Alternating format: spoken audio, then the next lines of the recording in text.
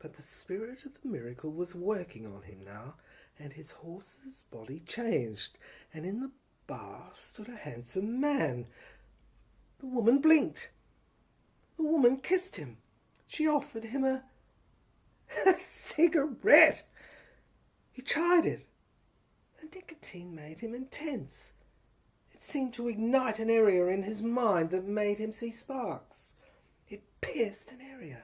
It linked up with something. He leant forward. He kissed her. Then he looked into the mirror and saw a horse. All in the bar, including the woman, were shocked. The woman spat her lips and left. Lancelot left. In the street he saw the young woman. She raced away. Lancelot tried to work out what had happened. A process had disfigured him, had been discovered. He looked at his hands. They were hooves. At one time he could travel to the silver mine. He would. In the mine was poison. How did he know? He had listened to the legend and had found the silver mine was called Syrah. Yes, poison. The mine was depicted as an astral soul in the soil of the island, of colours, red and purple, and a stream ran down a shaft that entered. But the poison was said to be stuck in a circle and had to be removed. It was ultimate in terms of an appropriate adventure that he must do.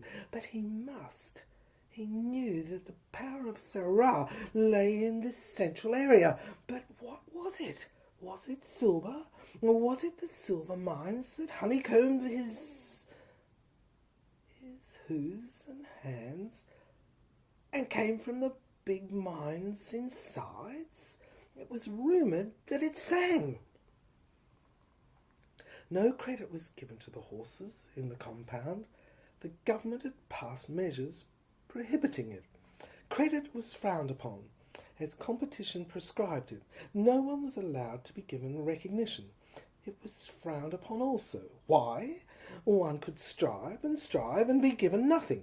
No one seemed to care. No one knew. There was no concept. It had not always been like that. Once deeds were admired. Strange was the legend. It said that no one could see the silver. That's why no one had it. Whoever got it would control the island with the government in his or her hands. But who were the government? Were they horses or humans? No one saw them. One only heard them. They spoke through loudspeakers. Voices were scrambled. On television they were disguised entirely. They said things about the treasury, the economy, the hospitals, the roads, the skies, the seas, the city. For that's what was called the town. That was the capital. But where was it? Occasionally it was seen, but then it disappeared from where it had been. It moved. It moved?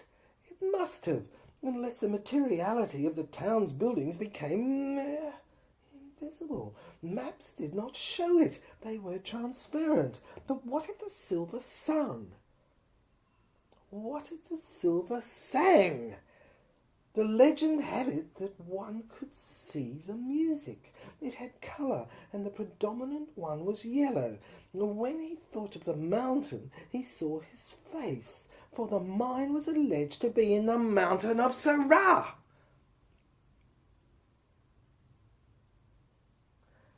He thought if he could find the stream, he would follow it, and then the mine at its source. But as he thought, he found his mind suddenly turned into a dimension that was indefinable. And there he saw the mine. He saw the soil, and he saw yellow. The colour passed around the atmosphere, around an opening that was dark and hollow. It seemed dry. There was no stream. Tufts of green grass surrounded and eradicated and indicated that there was water. A new picture came into view, and Lancelot saw a high-storey government building, as if on another channel of a screen, that he felt He knew there was a man, and he looked like a premier, a leader, and he stood behind a desk, and it was the third floor. It stayed. It was from his memory bank, but he had never been in this building. Could he have seen it in another era? This feeling made him feel confident. He had faith in the process. Would it save him? For when he reached home at the stable, he found it deserted and bombed out. A shell. What did this mean? Where was his mother and father and sister? The stable's been levelled out, and Lancelot saw blood. He began to panic. He saw the mine again. Intuitively, he was told he had to go to the mine, for there he would find his mother and father and sister, family. He must set out, but where to start? He saw the silver on his hands again. He thought back. He had to put his hoofs on the wooden post at the stable entrance. It still stood. There was a silver on it. Down he looked. There was silver in the ground on water. The stream was underground. Could he follow it? He would have to squeeze down and swim. He was becoming frantic. He began to really fear. His mane crawled. He gripped the post with his hooves. He could fit just. Or could he excavate? He began to scrape at the opening. He applied himself in a manner that was resolute. The soil came apart. It left a wide entrance. There was a stairs. The steps were cut into the ground. They had been under the house all the time. The bombing, whatever it had been, opened the entrance to the legend. He went down. There it was dark. He could hear the rush of water. He went on. It was still dark further on, but there was a stark light, and it shone, although it was dim as he went on. He found the area was a corridor that went into a territory, and he went on into the area, a square further and further in the form of a new vein, like a tubular circling brainwave. Corridor seemed to go round and round, but it was not. He knew it was a straight line that he was following, and it came to a sparkling. Yes, a sparkling sphere. The mine was sparkling. Its walls were indented with minerals. They looked like glass. They were diamonds. The water flowed on the floor of it. All was dark inside, but the light reflected the glass. It was peaceful inside. Up he went. The mine was an apex. On the wall of the pinnacle was a word, Sarah. There was silver.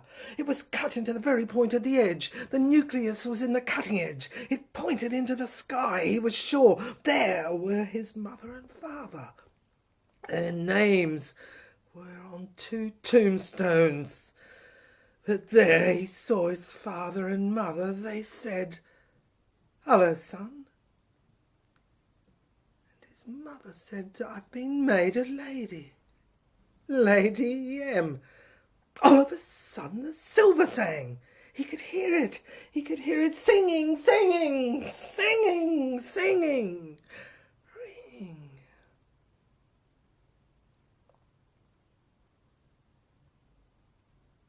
When he returned, he found he was whole. When he had viewed his parents, he had found they were human. They looked young. At the stable, he found he could rebuild. His sister was there, and she had fled when the house was bombed. He decided to take revenge. She told him the Premier's men had come and blown up the house and killed. He would go into town as soon as he could find it and kill the Premier himself and his men. He knew, from the vision, the building in which they worked. It took some time before he was able to remember his father's words that he had owned an area on a floor in the building of the Premier. He had title, and a title to a farm existed. But he had no idea where the documents were. Were they preserved on a microfilm in the land titles office? The farm was said to be an orange grove, but it was said to glow in the mind, to exist in an area that was temporal. The mind was set in it. He could see it in his memory. That appeared to surmount space, time, limits, and be infinite. And he was sure, as he remembered, he began to see a vein that linked the farm and the mine. He felt as if the microfilm of the concerns of the land of the island could confirm, one way or another, a vein. He could claim the apartment in the building of the town, the farm and the mine, if all could be found together to create a boom of electric prosperity. Iron may be apparent. He had heard of it in the legend. He now remembered. But how to find the town? It had been completely disappeared off the map, as it were. He felt quite alone. The town seemed to have never been constructed, but he felt this belief was all in his mind's realms, masquerading as a lie. He felt it was a fiction. He could not break through to its whereabouts. He could only rely on Providence for deliverance. He was desperate. Would Providence deliver him what he needed? An opening was required. He felt close to suicide for the first time, but he must show true grit or go mad, he knew. If just find the town, he could visit the land titles office and claim his inheritance, but it seemed to be in thin air. In a resolute frame of mind, Lancelot decided to pray. He must pray. He realized if he could make no headway, he knew he was not able to make any headway unless God did it for him. He must make a contract. He was powerless. He was at his lowest ebb. He could not break through to the town. Only God could. It must be sincere, his commitment. It must be for life. He looked around. The intuitive power he had discovered kept presenting the picture of the town and building it to him. And then he saw where it was. It was over the diamond mine, over the silver's entrance, over the tombstones. Built into the mountain was the building, and those others of the town were adjacent. The silver mine was right under the basement of the Premier's building. He could see it. It had gone over and under it. The image was transparent, informing him. He knew exactly how to get in. He could get in via the stream. Underground he would go, but as he contemplated, Boy appeared. His masculinity encouraged Lancelot. He thought he could do this. He could fight. He must overcome somehow. He must exert control over his emotions. He must tune in to this energy that provided power that was pure. This would bring the diamonds nearer, but this he meant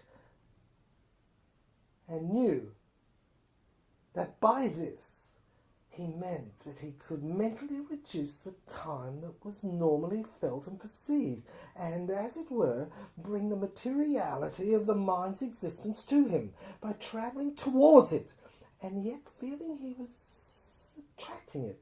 Time could transcend length.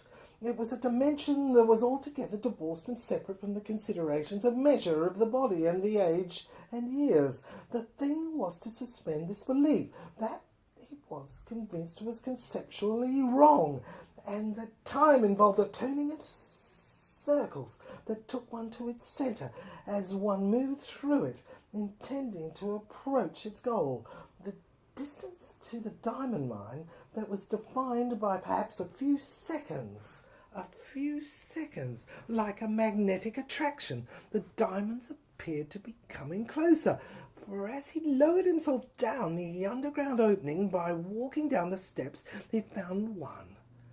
It seemed like a little piece that lay in the earth, shining, glowing in the dark. Lancelot picked it up. He studied it. It glinted. It zinged. It sang. The operation of the diamond's power seemed to work of its own accord. It seemed to flash of its own accord. It seemed to flash back. If one believed in it, if one believed in oneself, that one could do it, that one could change things, that one could change circumstances by relying on it. No more did he feel the reason to go on. The jewel was coming to him. Something had reversed. He saw the property. Fire was raging. He saw the Premier. He thrust forward behind his desk. He looked at a map. There were all apartments of the building. A side tunnel-like corridor ran down the side of the building. It was a fire escape, obviously, and at each floor there was a door. The tunnel reached the bottom floor and entered the soil. It struck an area that gleamed diamonds. Lancelot could see this whole scene in his mind as his voice shuddered and his teeth rattled and clattered as he watched. In his mind's eye it stood before him, a particular diamond gleam, glittering and sending a seam of light like a beam that resembled a sword's blade. The fire that raged made its way down the electricity circuit that was able to be seen to lead from the ceiling to the building down to the soil of the lower ground floor and burnt into the iron and diamond of the mine, but of course didn't harm it. It sparkled, it scattered, it fizzed all the way up the electric circuit, and there the building sparkled. The Premier looked on, but the Premier's building was soon engulfed in what could be seen as a body of horror. Fire raged through the apartments, all floors, and only the diamond shone with life. Buried far below, Lancelot could see the orange grove. It seemed to rise as if out of the foundation of the mine, up through the ashes that threatened all around and seemed in danger of showering whole town. No water could be seen, and the Premier appeared as if he would be strangled and down his throat and suffocated by the lack of air. Still the diamond and the silver sang its tune and seemed to provide a hallowed sound that rose through the debris of the apartments and building centre. Suddenly the fire was quenched, and its flames flickered and licked, an ending of its turmoil and terror. There, in the centre, was the Premier's body. Zephyr had been released from its terrible history. What had this been? A history of no hope, of negativity. It had been a story of destitution all its life, except for the period when it had defeated the descendants of the Spaniards and their allies in the War of the Centuries. 9 terrible hundreds had passed before liberation, and they had culminated in the erection of this terrible building that had been a symbol of the tyranny over the land of Zephyr, and had travelled by its strange evil power to any part of it so designated, as if by remote activity, to envelop and destroy all commencement of hope and castigate any realization of its potential. The island's growth had been perpetually stunted, and the horses kept in mental captivity in a kind of peculiar manifestation of suppression that kept them from the secret of transformation, for it became a source of wonder in the minds of the horses and their jockeys that the silver mine might represent this power to change and become something else that eluded them and that they intuited. They appeared to think there might be a purpose for which they were on earth, that there might have been a reason for living, that it was being hidden from them by the humans who, they began to suspect, might be concealing it from them for their own purposes. And it was then that they invented the word God, G-O-D, in capital letters, that was meant to represent this power that they sought, and which they could not find on the island realistically, although they preserved its existence in rumour and mythologically. But Lancelot had found it. He had found it under the building that, horribly burnt, stood over it in the form of silver and diamond. It sang now, in the late afternoon, and he prayed before it. The diamond was God. and the silver glowed from a stream that ran in a spring from its source. A wellspring seemed to swirl. A spirit. But was it a pretender, an artificial spirit, an apparition, like fool's gold? He felt that if he must ask the question, it perhaps was. He felt quite mentally incapacitated. His jockey seemed to have lost control.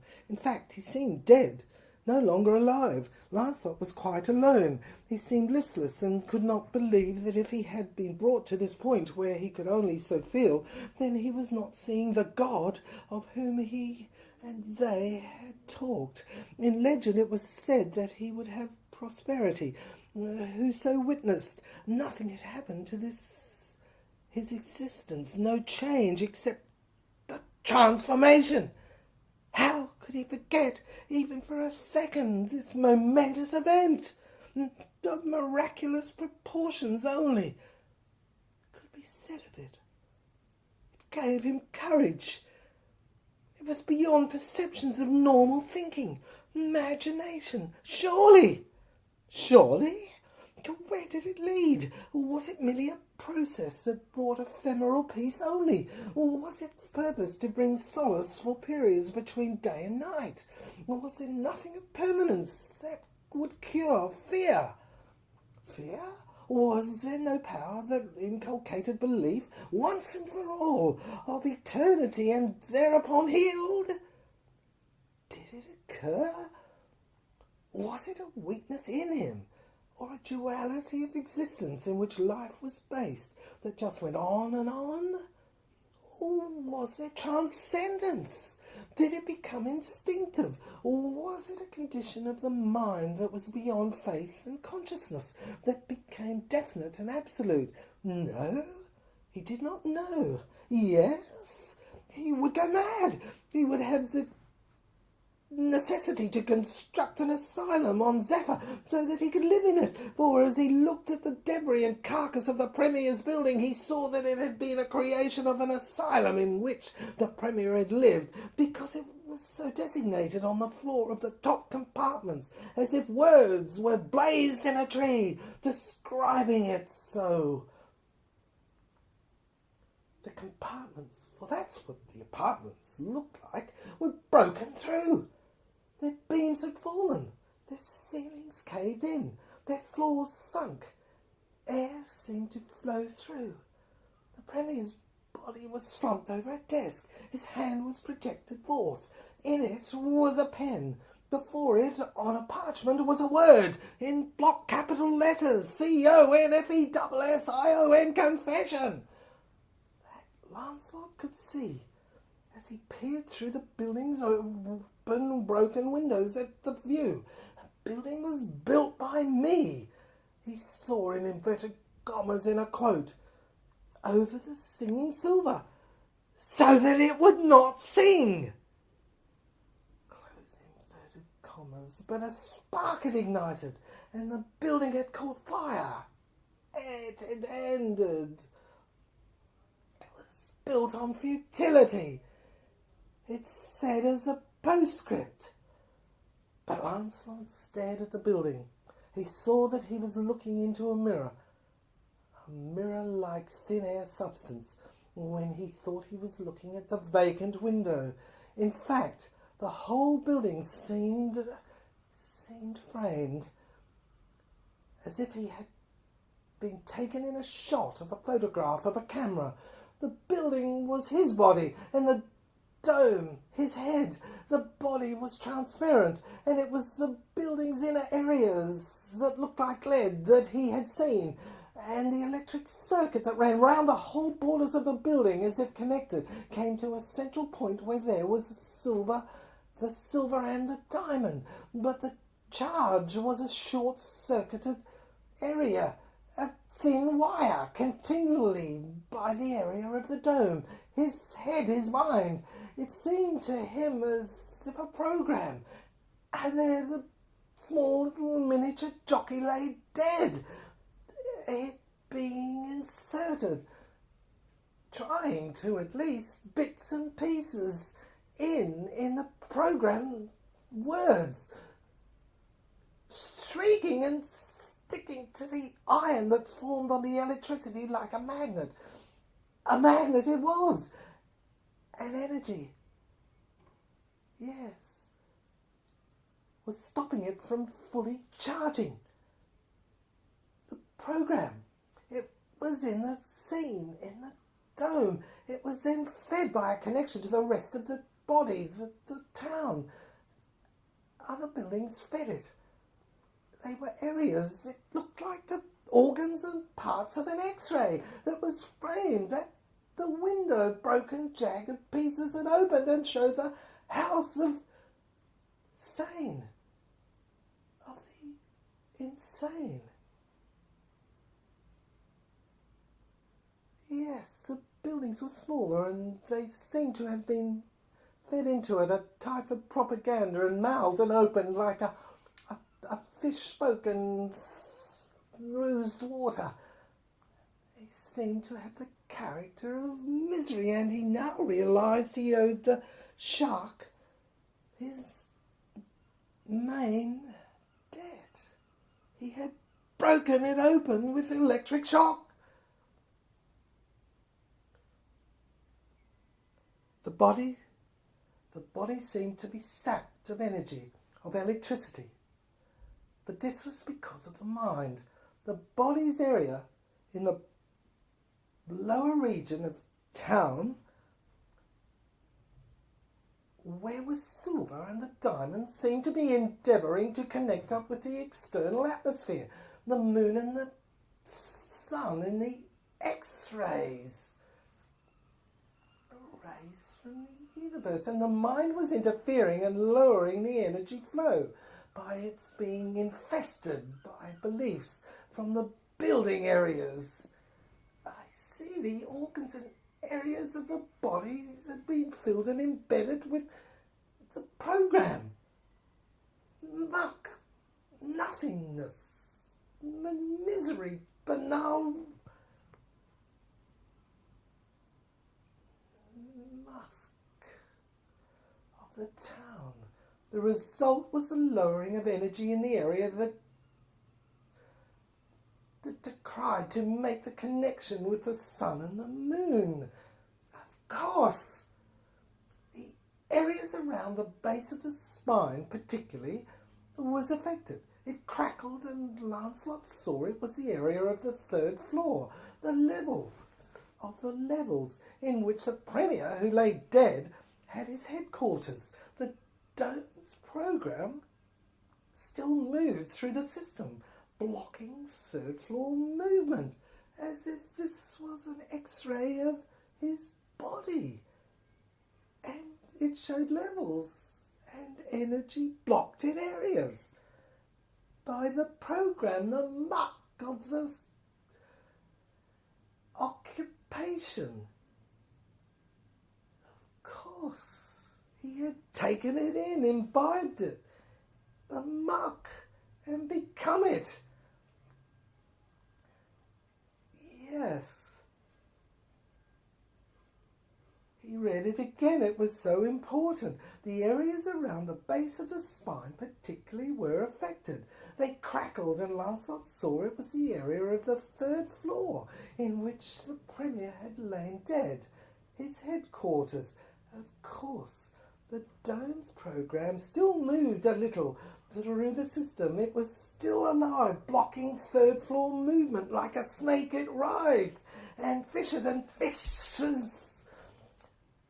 Fangs electric. Still, it was Sunday, and no matter how the situation made out, Lancelot believed the image of his parents. It was the connection. The above may be the process, he thought, he said, of what he had seen and what he read, but it was the connection. On the third day of looking at this image,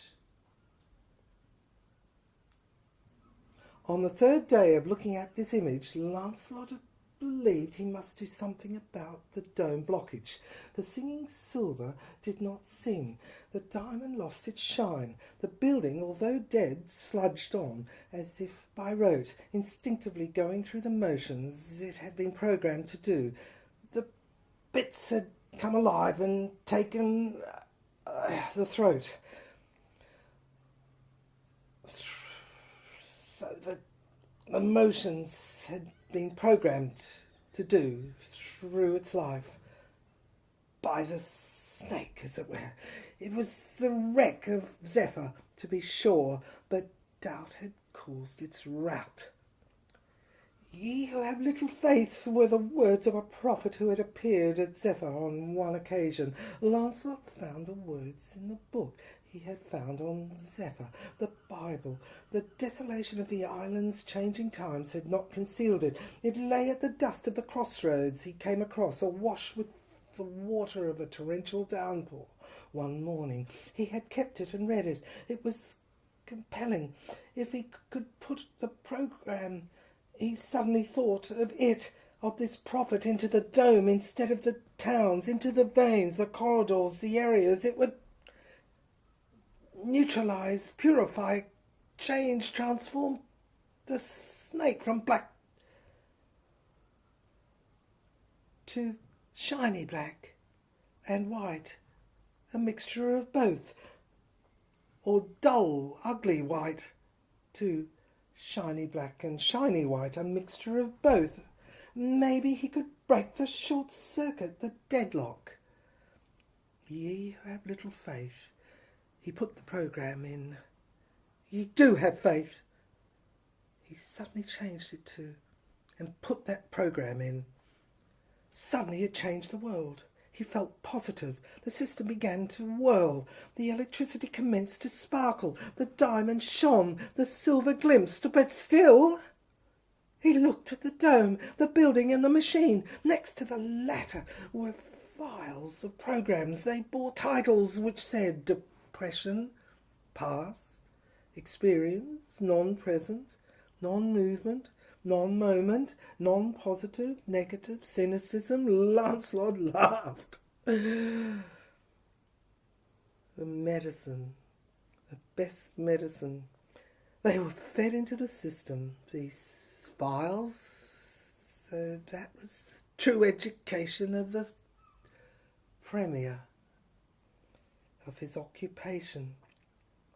No wonder no one could do nothing at all. No wonder the whole town was stuck in sludge, stagnated, designated, denigrated, stifled and disappointed and disappeared. For as he looked at the town out the window of the rear of the third floor, he could see that an avalanche had struck. It had come from the top of the mountain of Zephyr. How long it had been there? Had it caused his parents' deaths? The top was open, and it was showered like a volcano. Had it burnt out the stable? Showered the town? Frozen everyone in time in an instant death combination of avalanche and volcano? The whole town had been trying to work out how it could place itself to miss the volcano, and had placed itself in its path directly. It had been destroyed, for as he looked at it now he saw that it was deluged, that the houses were covered with snow and smothered with ashes of a volcano. Only the building had stood, but he had now realized that it was caught by the snow also. The avalanche had filled it, and although it had stood, it still stood. The snow had filled it. Its compartments were full, so that the apartments in which everyone had worked on the staff of the Premier stood still in that, in terms of their occupants, they had all died of fright. Old age had taken toll of their hearts. They had held on to the balustrades, but this had been their downfall. They had been holding on for so long. They had held on for so long to their areas in space, and clung and clinging on to themselves, and scraped their bodies bare and naked and scratched, and wheels were created. that the time had come when the avalanche had been sprung from the depths of the soul of the mine over which the town's building had been built in an endeavour to avoid it. Like a great carbuncle, a cyst, saw a horrible mirror of a boil.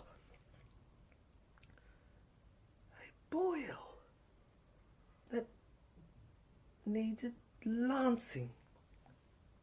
Lancelot was his name.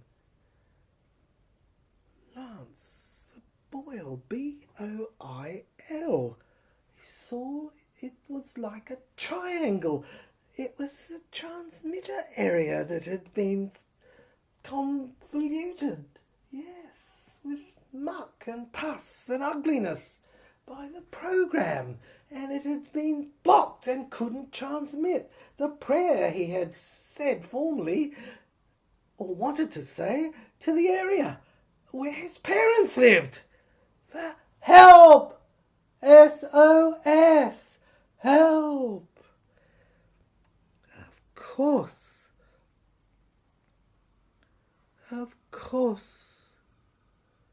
from the depths of his soul of the mine over which the town's building had been built in an endeavour to avoid it, the mine's inner springs of salt and asphalt had begun to bubble and grow and boil of their own volition.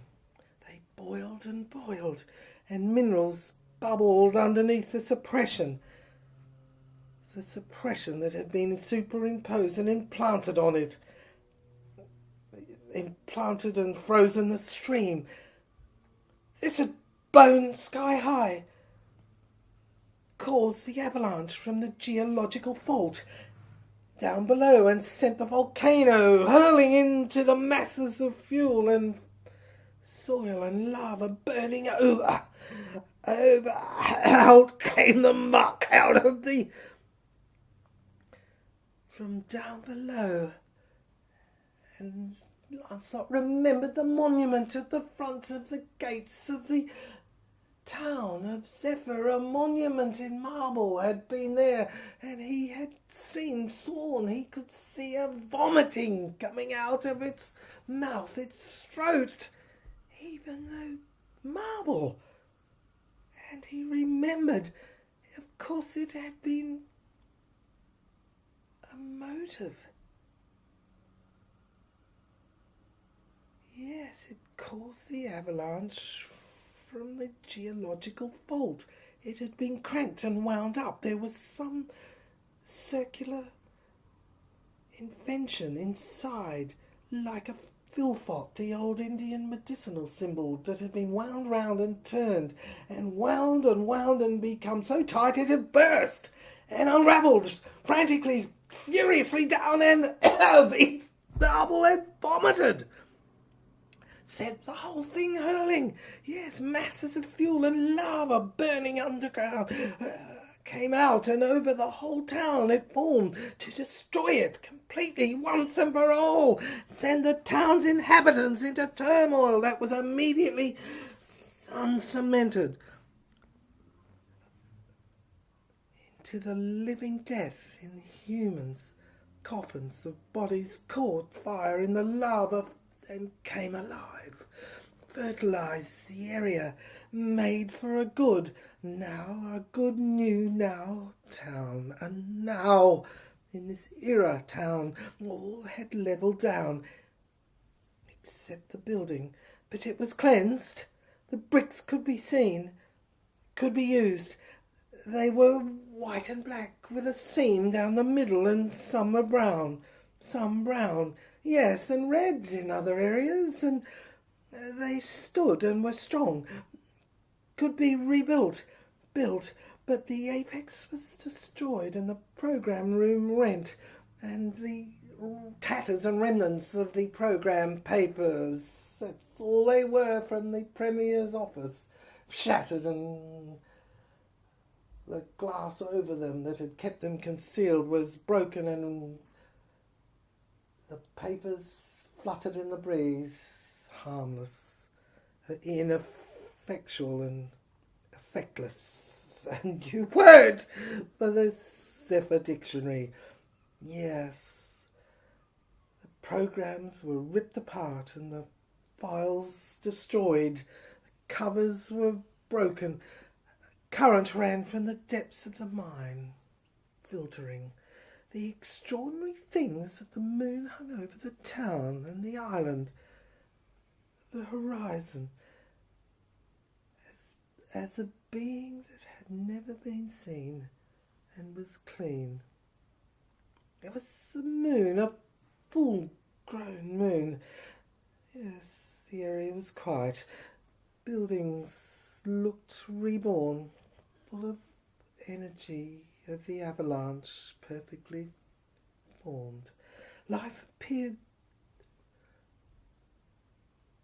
He thought of his sister. He had found her. When he looked down into the diamond mine, he saw her with another, and they were alive. The parents had concealed them from the blast. It was later given to be information that informed the whole town. But it is, I can tell you, it is sufficient for us to now recount it and surmount it. Boadicea, the horse that had been Elena, his sister's friend, had been reduced and seduced to the sanctuary. In the sanctuary, the cavern, with her to avoid the ashes and him. And there was also a Rosie and boy. And to his credit and astonishment, he could say that they had all transferred and formed into humans, mature. Eventually there was a triple wedding.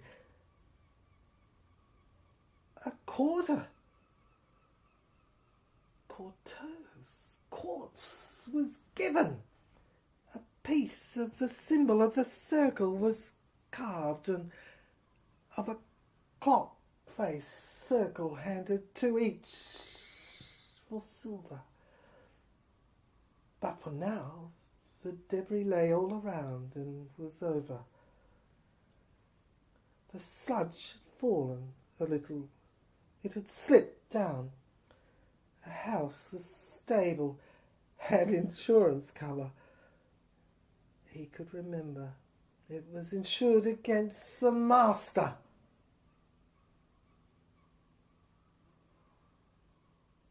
Disaster. By the school. Could pay dividends. Finance the recovery. It was in this instance that the new constitution was drawn, the new law, and Princess Amelia placed at the helm. She was to occupy a separate position, occupied Queen of Zephyr. But Houses of Parliament were divided into two. The first represented the people, and the other was represented countries of Scotland and Wales and Ireland and Europe. It was found that as Lancelot had been watching, the island had moved as if a wand had moved it to the United Kingdom itself. In Lancelot's new house that he built over the stable, and was the building rebuilt with extensions, he celebrated. Boadicea and he awoke in their new home, their wedding bedroom. They looked out the window. They had become Princess Amelia's Prime Minister and Prime Mistress of the island in the United Kingdom. They were dual equal. They sat on the their throne it was joined, and they decreed and issued. Zephyr was the first member of the state. The people were united in a kingdom that had these houses and were members of Europe in independent, separate entities, as always before the war. Each member of the area voted in its representatives, and each country was great in its own right, in its own individuality.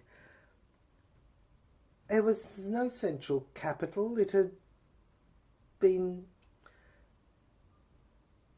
evaporated down, as you have heard. It was the central area in the Premier office area in 2021. 12. Armies had disappeared, and the situation had arisen because tax-raising powers, assurance had been given to the people and broken down.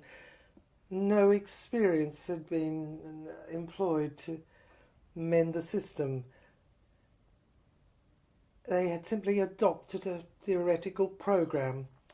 Premiers had tried and alleged they had been experts in this technique and the other, and existed in the world and society and a general term named Europe, but it had not worked.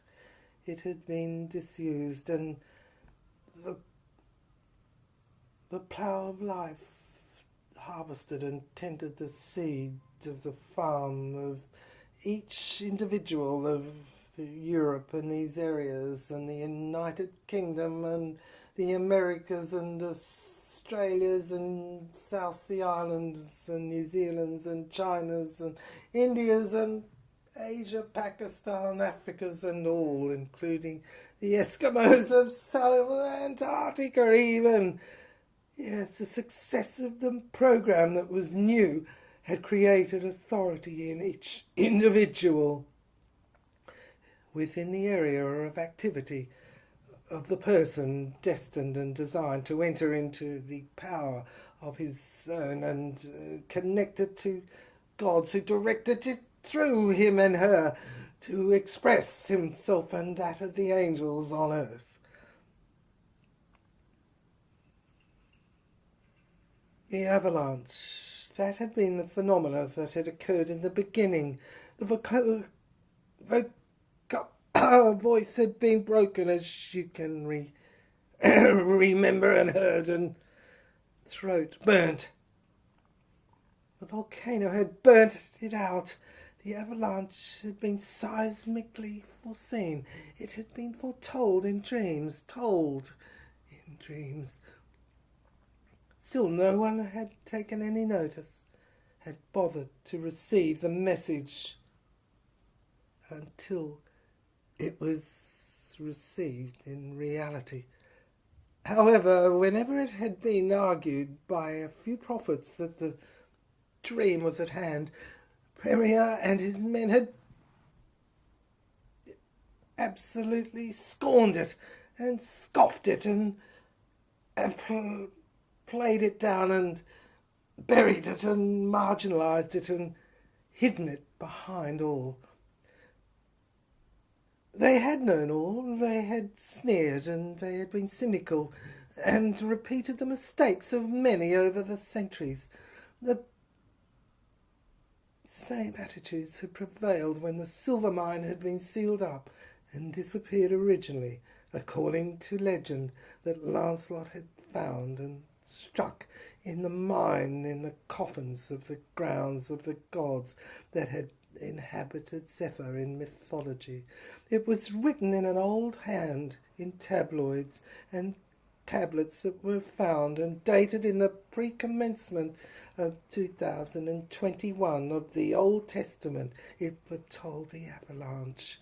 Without the singing silver, one society could not have survived, and now it came forward and sang and revived. The curse lifted. Unable I had been to speak. Cracked voice. Surface. Curse lifted. A singing silver. 2 Louise. Written in 1977. Came back to me.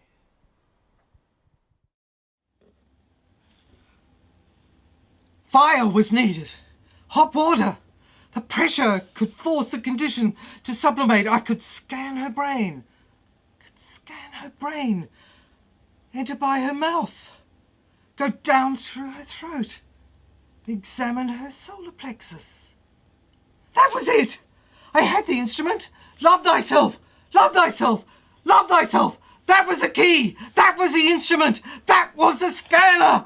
That was what I had worked out. That was what could bring me the godforsaken relief that I needed after.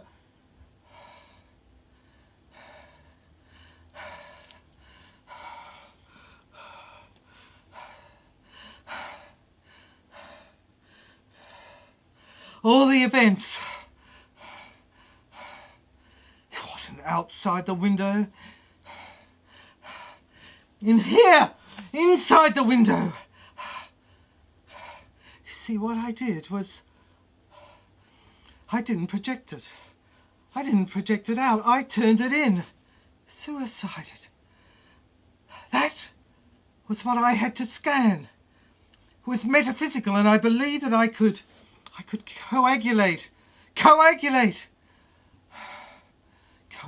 a mixture to get these. I was so exhausted. I couldn't. Could she help me? Could she help me? This case study, it was a catharsis. A catharsis. We filmed it. We filmed the paralysis. The script. It was delivered, and we took notice of it, and we filmed it.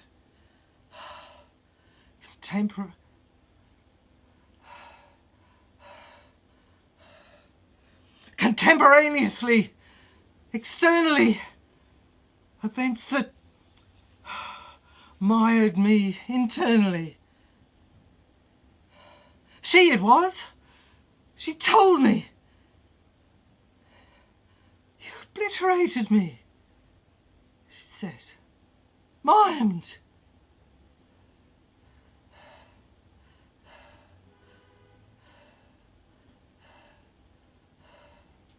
Mutilated. And I spewed it out. I spewed it forth.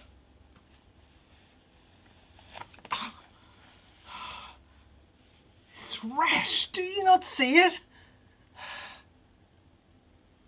It's the muck inside that you impinged on me.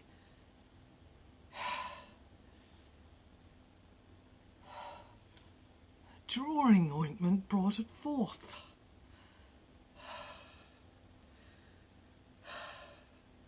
Showered the water. She said she cut the throat of my vein open.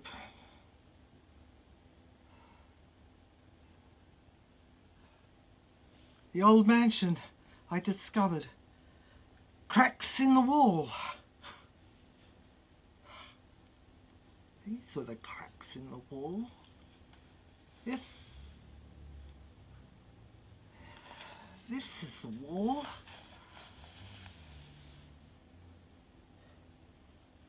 Drip, drip, tunnels,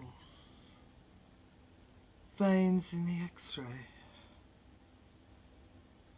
Floorboards all metaphors, levels, organs, wounds,